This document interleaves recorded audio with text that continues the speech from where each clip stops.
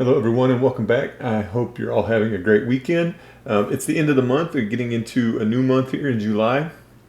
First off, I should say happy 4th of July to all of you. I hope God is good to you on this 4th of July weekend. I hope you're all safe and get to spend some time with your family.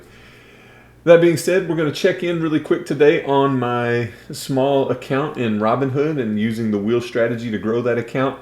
Things are going pretty good. I haven't lost any money, which is always a plus. And so I was able to add a little bit more to the bottom line this month. Not as much as I had hoped to, but I made some mistakes and I want to share those with you here in this video. So without any more from me, let's go ahead and take a look at the spreadsheet and we'll kind of walk through the transactions that I've made and see how things are going.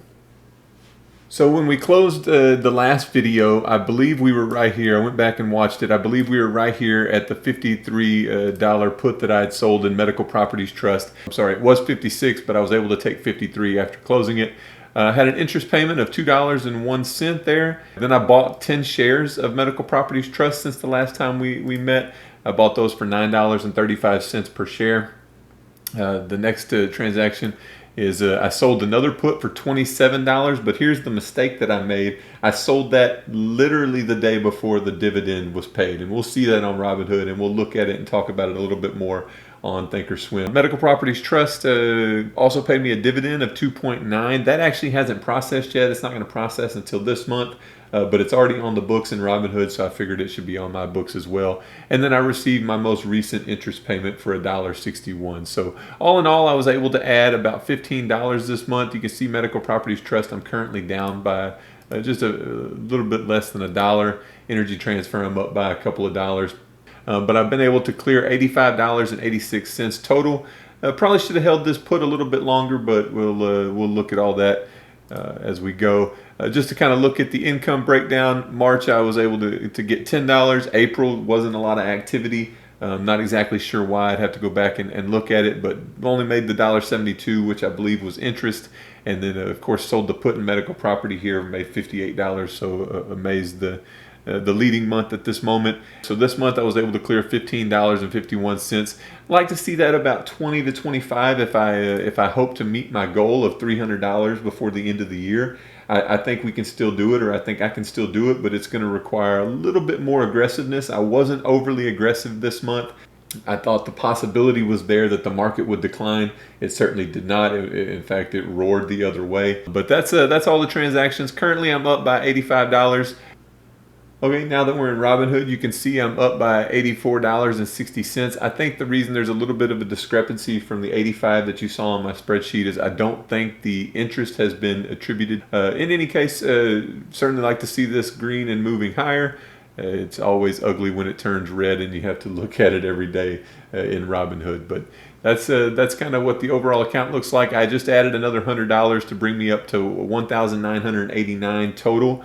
But looking over at the history page, here's the dividend I told you hasn't been credited yet, really, but it's pending on the account, so I just went ahead and included it in the spreadsheet. There's the deposit I just talked about. Here's the put that I'm trying to sell as we speak in Medical Properties Trust. I'm still expecting a little bit of bearishness in the market. I've got this put already on the books and just kind of waiting to see if I can get it filled. Likely I won't. I'll have to probably adjust this just because I got a little too aggressive with my entry. Day or two ago, I probably could have got this for 18 cents, and I went a little too aggressive and tried to get 20 cents. So I wasn't able to be filled. Energy Transfer, this is still that same 5 share order that I had on the books from the previous video, still at the same price, haven't adjusted that.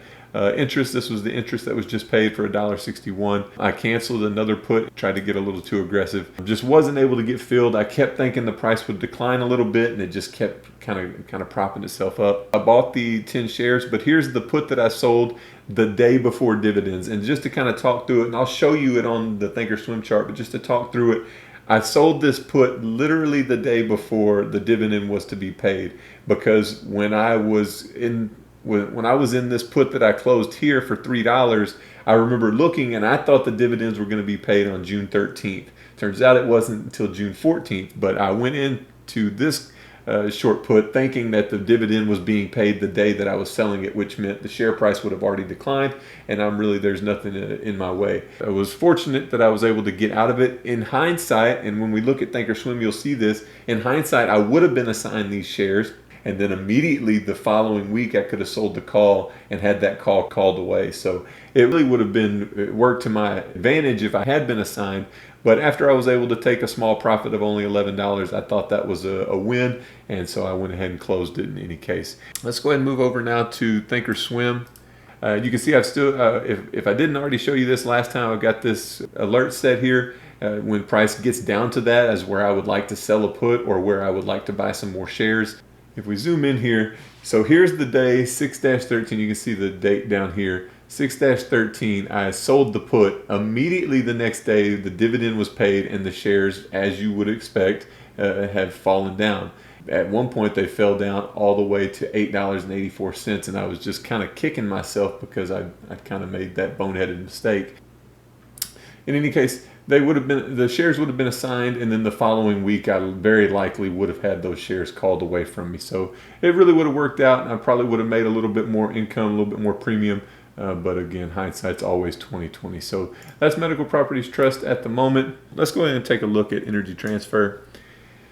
You can see it's just been range bound since the last time we talked. Not a lot to see. The price is just kind of chopped around inside this narrow range. The same problem exists here in Energy Transfer, and I just don't want to go away from it because I like it better than Medical Properties Trust. So I'm going to continue to hold the shares. I'm going to continue to buy the shares every time it falls by 10%. But as far as selling puts here in Energy Transfer, I just don't know how much I care for it. Because if you look over at the trade page, even at 20 days, you can only get $9 virtually right at the money. So you're 20 cents away from it, and you're only collecting $9. If you look at Medical Properties Trust, similarly, I can get $24. But guys, that's everything for this month. I was happy that I was able to add another $15 to the bottom line, as we can see here, $15.51 exactly. But I appreciate you guys for sticking with me on this journey. I've found some value in it. And if you ever have any questions, you can certainly feel free to reach me in the comments below. And have a fantastic 4th of July weekend. I hope God blesses each and every one of you. I hope you get to spend some time with your family. And until the next video, God bless and take care.